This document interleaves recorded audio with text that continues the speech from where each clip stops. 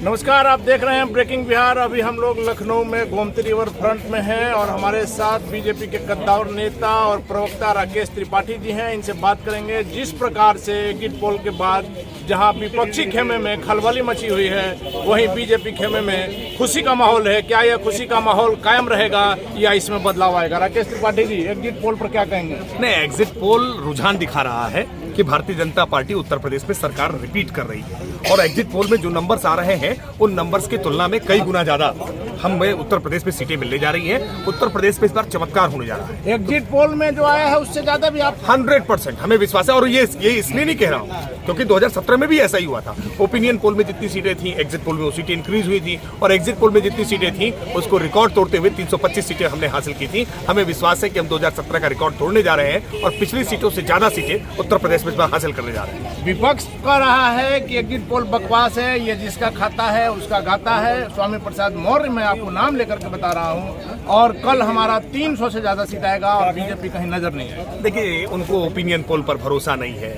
उनको मीडिया पर भरोसा नहीं है, उनको एग्जिट पोल पर भरोसा नहीं है, उनको वैक्सीन पर भरोसा नहीं है, उनको पुलिस पर भरोसा नहीं है, उनको प्रशासन पर भरोसा नहीं है, उनको निर्वाचन आयोग पर भरोसा नहीं है, उनको ईवीएम पर भरोसा नहीं है, उनको तंत्र पर भरोसा नहीं है।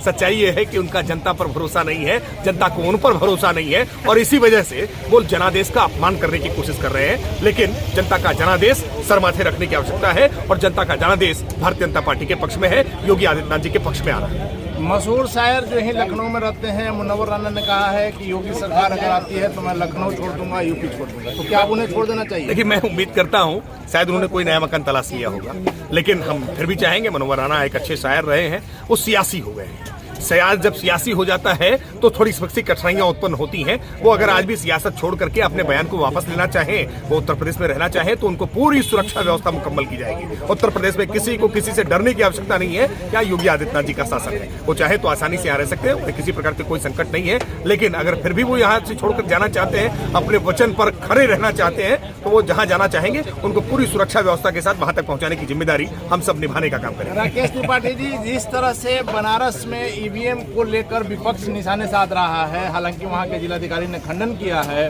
कि वह जो है वो ट्रेनिंग के लिए था, उस ईवीएम से कोई मतलब नहीं था। लेकिन लोगों का कहना है कि अगर इस तरह की बातें रहती है तो सारे कैंडिडेट को सूचना देने के बाद ले जाना चाहिए। नहीं, देखिए, स्पष्ट है, एक पुरानी कहावत रही है कि खिसियाई बिल्ली खंभा नोचे।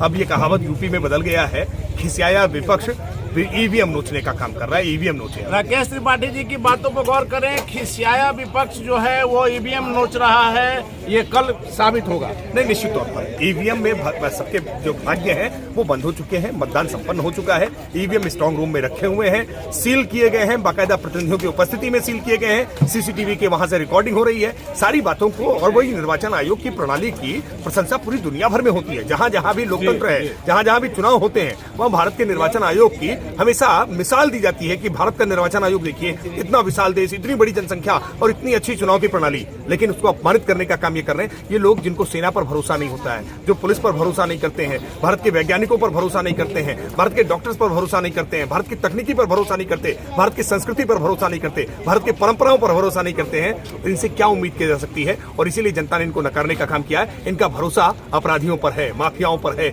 आतंकियों पर है।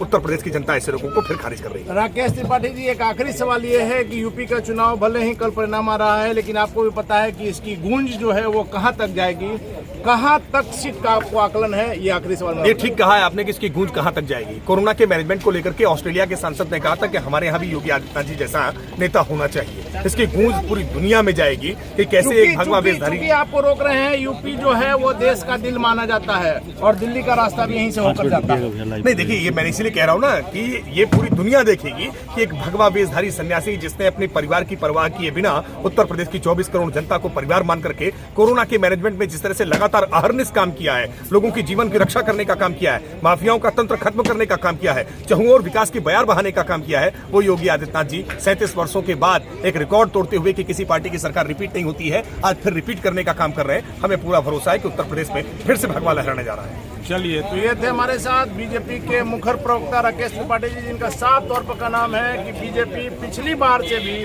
ज्यादा सीट लाएगी और जिन्होंने यहाँ से छोड़ कर जाने की बात कही है उन्हें पूरी सुरक्षा के साथ बाइज्जत जहाँ कहेंगे वहाँ पहुँचा दिया जाएगा। आप देख रहे हैं ब्रेकिंग बिहार खबरों का सिलसिला जारी है, आप बने रहे ब्रेकिंग बिहार के साथ।